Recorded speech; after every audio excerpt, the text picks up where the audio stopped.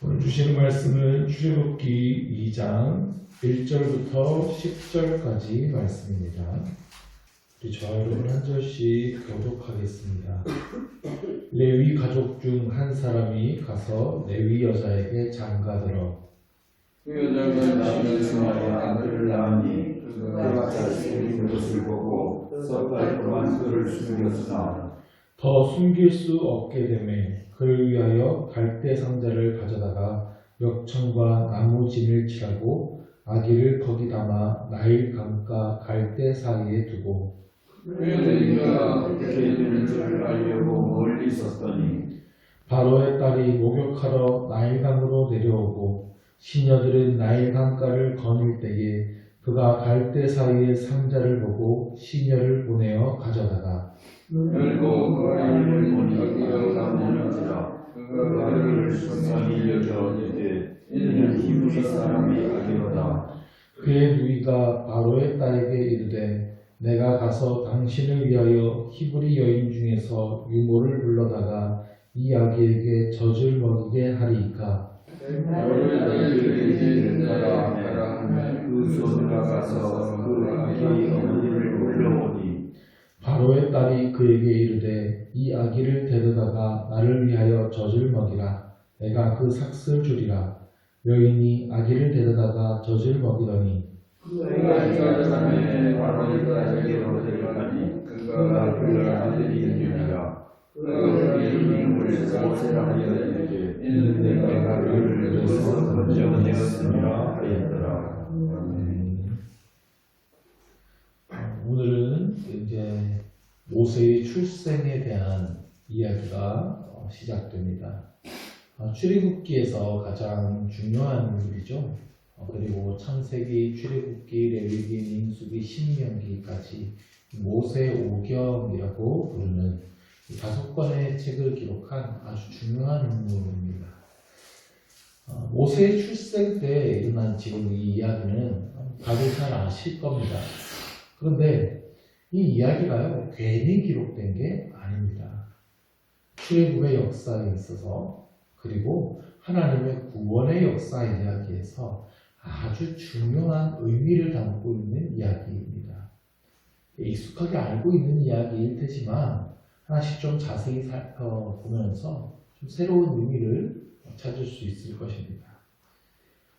바로는 히브리 사람들이 아기를 낳으면, 특별히 남자 아기를 낳으면 죽이라고 산파에게 명령했어요. 그러나 산파가 그 명령을 지키지 않았죠. 그러자 바로가 이제 잘못한 명령을 하게 됩니다. 1장 22절의 표현을 보면 모든 백성에게 명령하였습니다. 히브리인의 남자 아기가 태어나면 죽이라는 정책이 이집트 국가의 공식적인 정책이 된 것입니다. 그래서 이제는 이집트의 군인들이 남자 아기가 태어나면 그를 잡아다가 죽였을 거예요. 바로 그때 레위 지파의 한 가정에서 남자 아기가 태어났어요. 2절 말씀을 보니까 아들을 낳았는데 그가 잘생긴 것을 보고 석 달 동안 숨겼다고 합니다. 아니, 그 부모치고 자기 아들이 잘생겼다고 생각하지 않을 사람이 있습니까? 자기 아들은 다 잘생겼습니다. 낳았는데 얘는 좀 못생겼네 뭐 이래가지고 얘는 뭐 잡혀가도 되겠다고 그러고 얘는 특별히 잘생겼으니까 얘는 안 돼. 이런 부모가 어디 있습니까? 자기 아들은 다 잘생겼어요. 여기서 잘생겼다라고 하는 단어에 그 히브리어 단어가 토브라는 단어인데요. 토브라는 단어는 성경에서 매우 중요한 단어 중에 하나입니다. 하나님께서 세상을 창조하시고 보시기에 참 좋았더라 할 때 참 좋았더라가 토브라는 단어예요. 하나님께서 이 이스라엘 백성들을 구원하여 주시죠. 이 이야기는 하나님께서 특별히 이스라엘 민족만을 사랑하셔서 이스라엘 민족만을 구원해 주신다는 이야기가 아닙니다. 하나님께서 택하신, 하나님께서 사랑하시는 그의 백성들을 하나님께서 구원해 내시는 이야기죠. 죄에 빠져 죽을 수밖에 없는 인간을 하나님이 여전히 사랑하셔서 그들이 참 좋아서 인간을 하나님께서 어떻게 구원해 내시느냐, 그에 대한 이야기입니다. 모세의 출생에서부터 그 의미가 분명하게 드러나는 것인데요. 하나님께서 인간을 창조하셨을 때 보시기에 참 좋았습니다. 하나님의 보시기에 그렇게 좋았던 인간이 죽을 수밖에 없는 운명에 처했죠. 죽을 운명에 처한 인간을 하나님께서 사랑하셔서 구원해 내신 이야기가 성경의 이야기 아닙니까?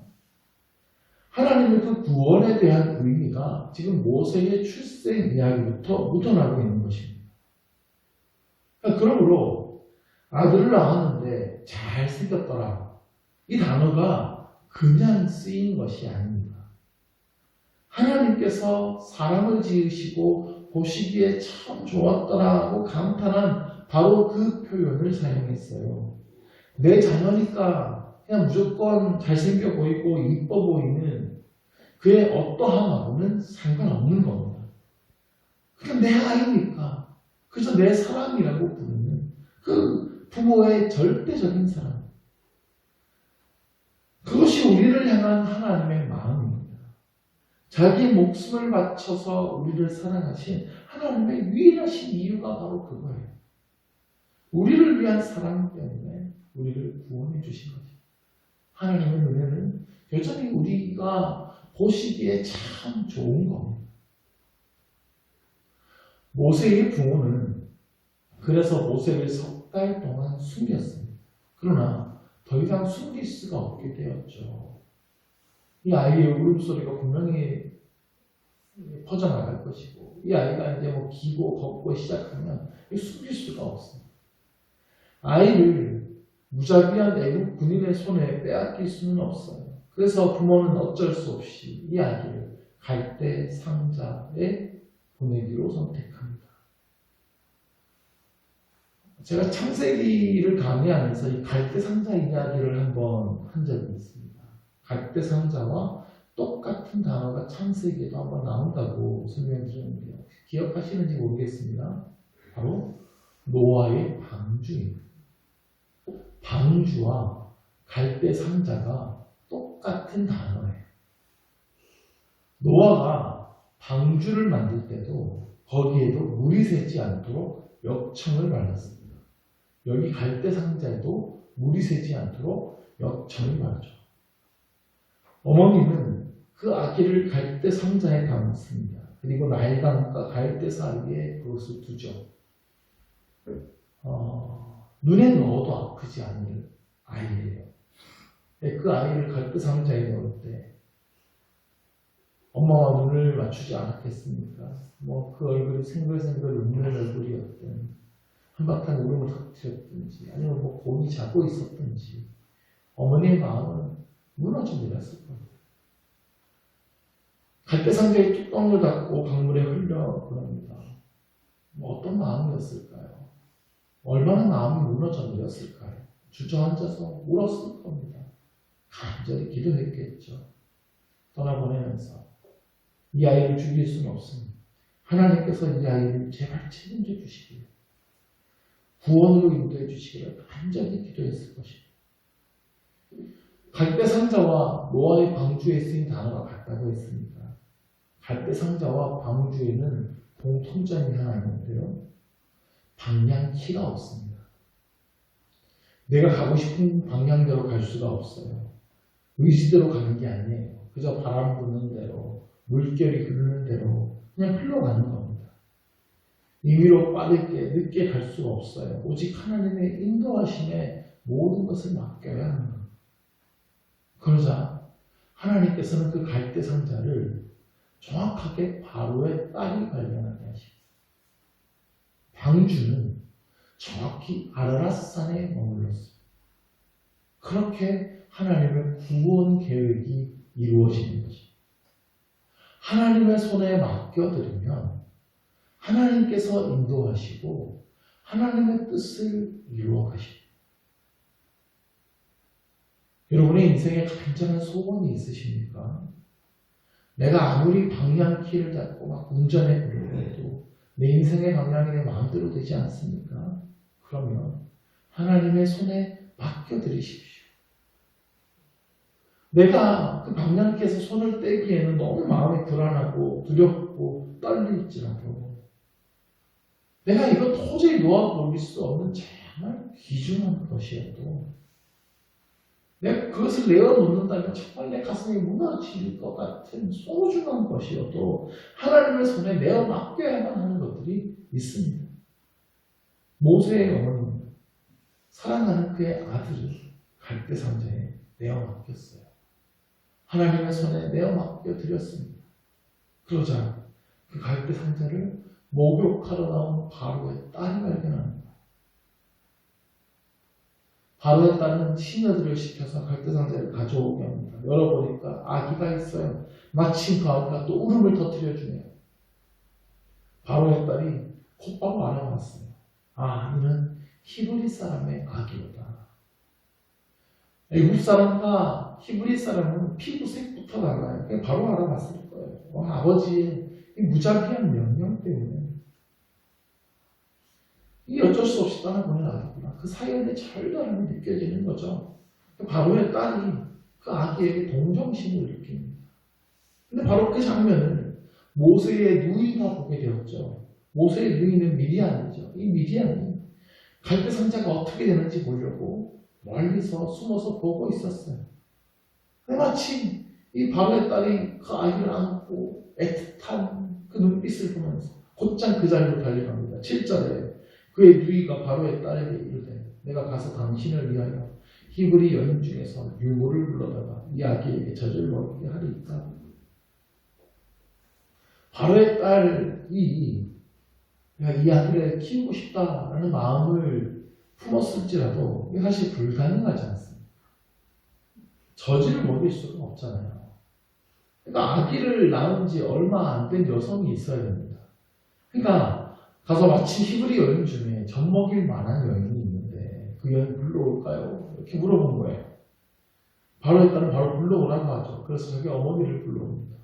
바로의 딸은 나를 위해 이 아기를 데려다가 젖을 먹여라 명령하죠. 그 삭스를 주겠다는 거예요. 그래서 모세의 어머니는 자기 아기한테 젖을 먹으면서 돈을 받는 이런 복을 누리게 되는 거예요. 10절을 보시죠. 그 아기가 자라매 바로의 딸에게로 데려가니 그가 그의 아들이 되니라. 그가 그의 이름을 모세라 하여 이르되 이는 내가 그를 물에서 건져내었습니다 하였더라. 그 아기가 젖을 때 시기가 되자 다시 바로의 딸이 데려갑니다. 모세의 어머니는 다시 그 아이를 내어주어야 돼요. 이건 쉬웠을까요? 역시 쉽지 않은 일이죠.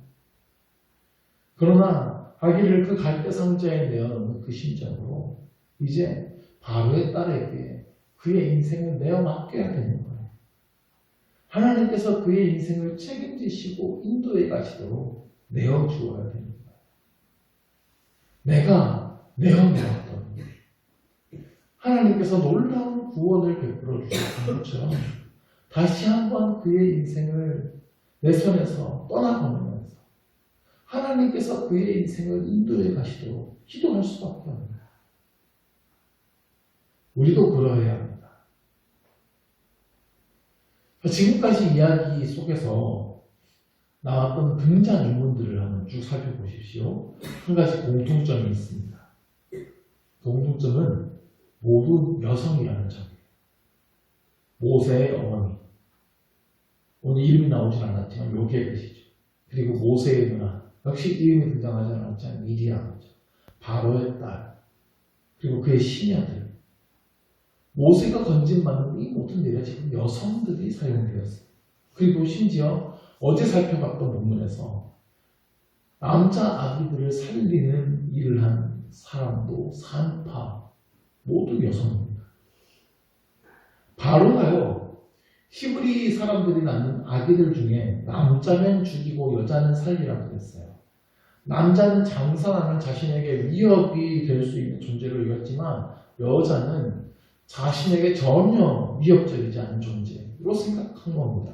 근데 놀랍게도 나중에 이제 자신에게 대항할 그 모세가 물에서 구원받는 이야기의 모든 등장인물이 여성이에요.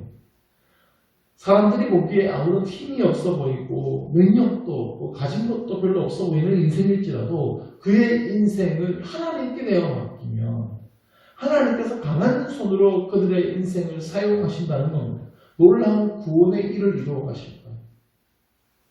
오늘 이 기도의 시간에도 우리의 모든 인생을 그리고 우리의 모든 기도 제목을 하나님의 손에 내어 맡깁시다. 나는 아무것도 할 수 없다고 연약한 모습 그대로 주님 앞에 나아가시기 바랍니다. 도저히 손에서 놓기 힘든 문제들까지도 하나님께서 책임지실 것이라는 믿음으로 하나님께 내어드리시기를 바랍니다. 아무리 연약하고 힘없는 우리의 인생일지라도 하나님의 손에 붙들리면 하나님의 놀라운 일을 이루어 가실 것을 믿습니다. 모세를 구원하신 하나님, 이스라엘을 구원하신 하나님께서 우리 인생에 놀라운 구원을 베풀어 주실 것입니다. 기도하겠습니다. 하나님 아버지, 모세의 어머니가 가슴이 무너지는 심정으로 갈대 상자에 그 아기를 내어놓았을 때에 하나님께서 그 상자를 인도하셔서 하나님의 놀라운 구원의 계획을 이루어 가셨습니다. 우리 또한 우리 인생에서 어떻게 해볼 수 없는 힘겨운 문제들, 그 문제들을 하나님의 손에 내어놓기를 원합니다. 주님 손에 맡겨드립니다. 주님 인도하여 주옵소서. 하나님의 놀라운 구원의 계획을 이루어 주시기를 간절히 원합니다. 아무리 힘없고 연약한 우리의 인생일지라도 주의 손에 붙들려 하나님께 사용되는 귀한 인생이 되게 하여 주옵소서. 예수 그리스도의 이름으로 기도드립니다. 아멘.